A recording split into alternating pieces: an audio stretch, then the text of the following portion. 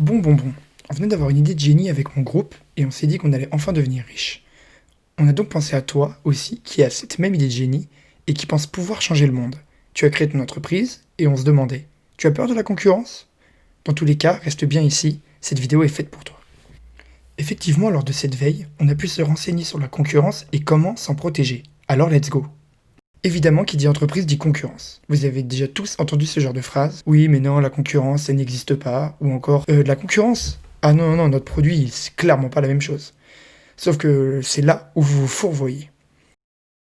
Que vous soyez en projet dans une énorme multinationale ou seul dans une jeune start-up naissante, la concurrence va exister. Et c'est plus que de rêver que de penser que vous allez être tout seul dans votre secteur.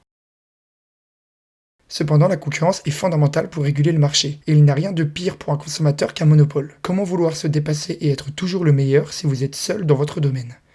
On peut se poser la question, est-ce que Apple serait où il est maintenant si Microsoft, Samsung ou encore HTC n'étaient pas venus toquer à la porte de l'innovation des téléphones mobiles? Dans le même domaine, est-ce que Samsung aurait sorti une version quasi parfaite de son smartphone pliant cette année, le Galaxy Fold, et après une première version très défaillante, sans les attaques de Motorola et Huawei sur le même secteur? Vous allez en avoir de la concurrence, mais il ne va pas falloir se laisser marcher dessus. Cependant, si cohabiter est important, il faut savoir que l'éthique en entreprise, c'est pas trop ça, surtout en ce qui concerne le domaine concurrentiel. On ne compte plus le nombre de vols d'idées, de brevets qu'on peut recenser sur le marché du travail. Ainsi, il faut vous protéger. Je n'ose pas imaginer la tristesse quand vous allez vous rendre compte que Google a piqué votre géniale idée d'organigramme, car vous l'avez lancé sur les réseaux sans vous protéger efficacement. Mais pour vous protéger, il existe plusieurs types de moyens.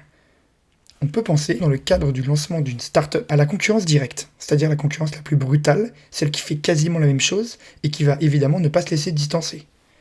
Mais pourquoi se limiter quand on peut aussi penser à la concurrence indirecte, entre autres possibilités de concurrence qui va tôt ou tard débarquer dans votre vie de start-upper génial et innovateur?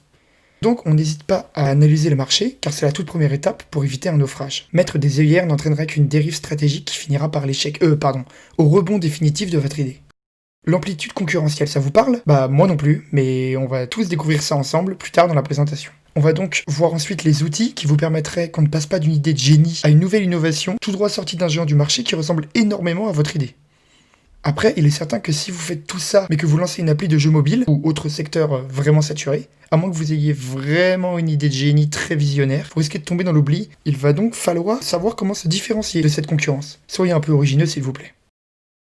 Bon allez, j'arrête de vous embêter, je vais laisser mes camarades vous parler de tout ça bien mieux que moi, j'ai tendance à peut-être un peu trop parler. À toi Julien, dis-nous comment tu comptes identifier la concurrence de ton entreprise qui va évidemment changer le monde.